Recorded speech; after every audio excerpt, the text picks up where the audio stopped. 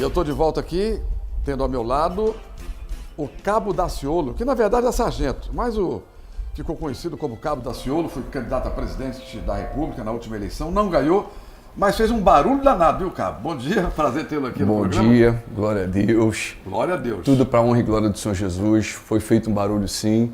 Quero agradecer o convite, mandar um abraço para todos do estado do Amazonas, dizer que é um prazer muito grande estar aqui e agradecer, em primeiro lugar, 31.107 votos que tivemos aqui no estado na campanha de 2018, sem nunca ter saído do estado do Rio de Janeiro. Eu fiz uma campanha em cima de um monte. Eu estava numa montanha orando, aluguei... Nunca tinha pisado aqui? Não, já pisei aqui algumas vezes. Não no período de campanha, eu não pisei em nenhum estado da federação. Tá? Nós viemos na campanha de 2018 de forma sobrenatural pelo Patriota, e naquela campanha foi muito interessante que nós gastamos menos de 10 mil reais. Nós alugamos um carro, fomos para cima de uma montanha, pegávamos o carro, ia para o debate em São Paulo e retornávamos. Por que isso, Daciolo? Porque o meu entendimento é que política não se faz em período de política. A política você faz todos os dias. Então eu me antecipo a esse cenário. O povo está cansado de promessa, ninguém quer ouvir mais promessa.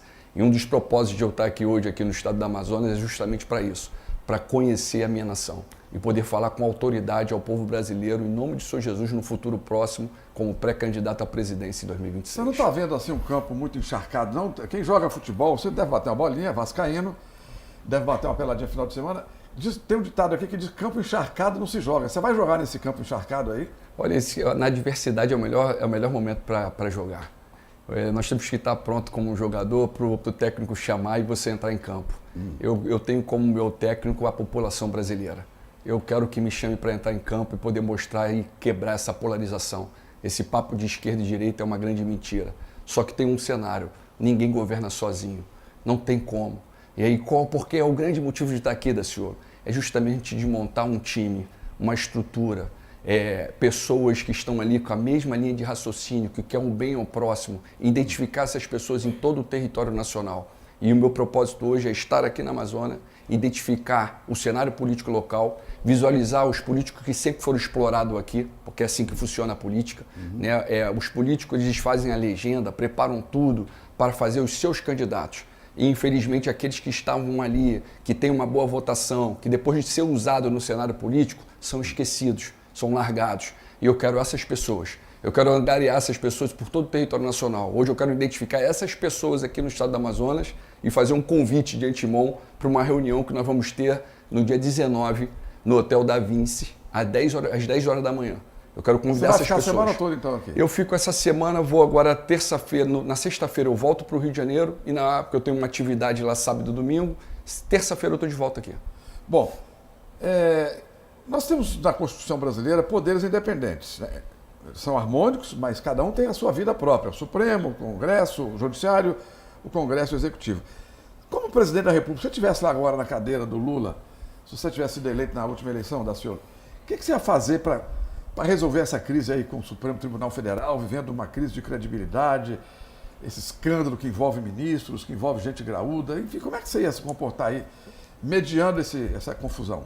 Tem um problema muito sério na instituição política jurídica do Brasil, com a sua cadeira máxima, que é o Supremo Tribunal Federal. No Brasil hoje nós temos 2.000 juízes federais. A quantidade é essa. A questão é que nós temos 11 ministros no STF e nenhum deles é juiz de verdade. Ali é cargo político. Ali, infelizmente, é a pessoa ter mais de 37 anos e notável saber jurídico. Ali, na verdade, é uma pessoa indicada por alguém. Salvo engano, nós temos só dois ali que vêm do cenário de juiz. É o Fux e agora o Dino. Nunes Marques. Isso aí. O dos demais é todo esse cenário. Mas o Nunes Marques, ele era advogado. Ele foi para o TRF como advogado na vaga do TRF. Não é juiz de carreira. O Nunes não é. Entendeu? Então, infelizmente, é um erro que nós temos dentro da nossa nação. Eu, particularmente, eu acho que nós temos que enaltecer todos os nossos juízes federais que estão ali capacitados, estudados, se preparados, qualificados e colocar essas pessoas no futuro na cadeira de um Supremo Tribunal Federal. Essa questão de ser cargo político por indicação, acontece tudo que está acontecendo na nação brasileira. Você acha que teve tentativa de golpe no Brasil?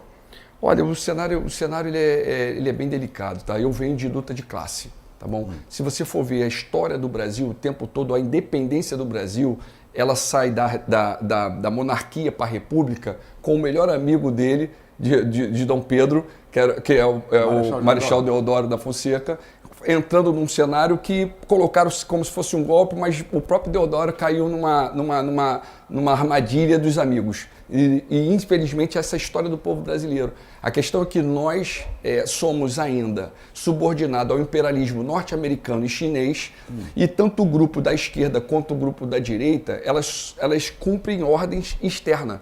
Eu tive no Congresso Nacional e uma das minhas maiores decepções no Congresso Nacional foi, por exemplo, com a bancada evangélica. Falam de Jesus da boca para fora. Na verdade, lá dentro, quando fala-se de pauta de homossexualismo, eles fazem a defesa. Quando fala da pauta do aborto, eles fazem a defesa. Mas quando entra pautas que vêm trazer o benefício para a população brasileira em troca do benefício das instituições internacionais que exploram o Brasil, eles são a favor das pautas que exploram o Brasil. Infelizmente, as instituições políticas e econômicas do Brasil, ela atuam de forma extrativista. E a nossa missão é fazer de forma inclusiva, é trazer a sociedade para virmos buscar a independência do nosso Brasil e termos verdadeiramente a soberania nacional. É um caminho, não é tão fácil, é a porta estreita, mas a porta estreita é o caminho do sucesso. Você assinaria como presidente da República a anistia ao presidente Bolsonaro, que está lá preso, com 27 anos de cadeia ainda para cumprir? Olha, eu tenho entendimento que Lula e Bolsonaro tinham que estar presos os dois. Ah, por quê? Porque cometeram um crime de lesa pátria. Ao entregar à nação brasileira, não entregar para a nação brasileira uma saúde de qualidade, uma educação de qualidade, uma segurança de qualidade, um saneamento básico de qualidade, passaram com a cadeira de presidência da República, o Brasil, em pleno século XXI, nós não temos, ou melhor, nós temos mais de 51% da nação brasileira não tem saneamento básico. É só olhar aqui por toda a região norte e em toda a federação. Então, presidentes da República que se sentam naquela cadeira e não trazem o que a Constituição Federal, no artigo número 6, que vai falar dos direitos sociais para o povo, eles não podem estar ali, eles não podem entregar a nação brasileira. Vou dar exemplos. Bolsonaro, por exemplo, entregou Alcântara, Centro de Lançamento Aeroespacial. É um local que fica no Maranhão, onde você tem uma economia de 30% do combustível para poder mandar satélite ao espaço. Na época, Roosevelt, presidente Roosevelt dos Estados Unidos, sempre quis aquela área, queria com Getúlio, tentou, nunca conseguiram. Entregaram. Hoje nós temos lá no Maranhão, nós temos exatamente uma bandeira dos Estados Unidos em pleno território nacional. Isso é um erro, uma base americana em território nacional. Eu sou contra. Assim também eu vou para o outro lado. Entregam-se hoje, você vê, a entrega da BR Distribuidora, também no governo com Paulo Guedes, que era 100% nacional. Entregaram. Eu sou um patriota, eu sou um nacionalista. Então, a Eletrobras, por exemplo, é a fonte de energia de construção e desenvolvimento de uma nação. Não pode ser entrega, são molas propulsoras de crescimento. E do outro lado a mesma coisa. Quando você vem num cenário, você pega o lado do governo Lula, que vem 14 anos, mais de um tempo, desde 2002, vindo pelo poder e parando em determinado momento. Eu pergunto, por que até hoje nós não temos ainda uma educação de qualidade para o povo brasileiro?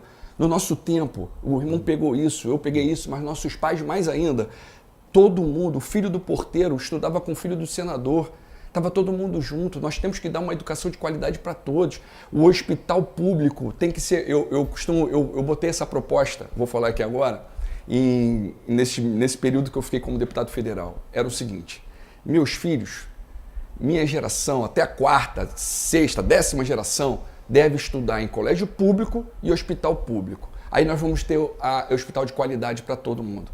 Pega os filhos do político, os netos dos políticos, desde presidente da República até todas as demais cadeiras, tendo que frequentar hospital público e colégio público. Eu me formei em colégio público. Eu não tenho plano de saúde. Minha filha não tem plano de saúde. Se acontecer alguma coisa com a minha filha hoje, nós vamos para o hospital público. Eu preciso sentir a dor do povo para poder brigar por essa causa. Então, uma das pautas que tem que ser brigada de imediato é justamente isso. Então, todos esses governos passaram e não proporcionaram ao povo brasileiro uma educação de qualidade para todos, uma saúde de qualidade para todos, um saneamento básico para a nossa nação, um desenvolvimento da nossa nação territorial, crescimento. As ferrovias do Brasil, elas são da época de Dom Pedro.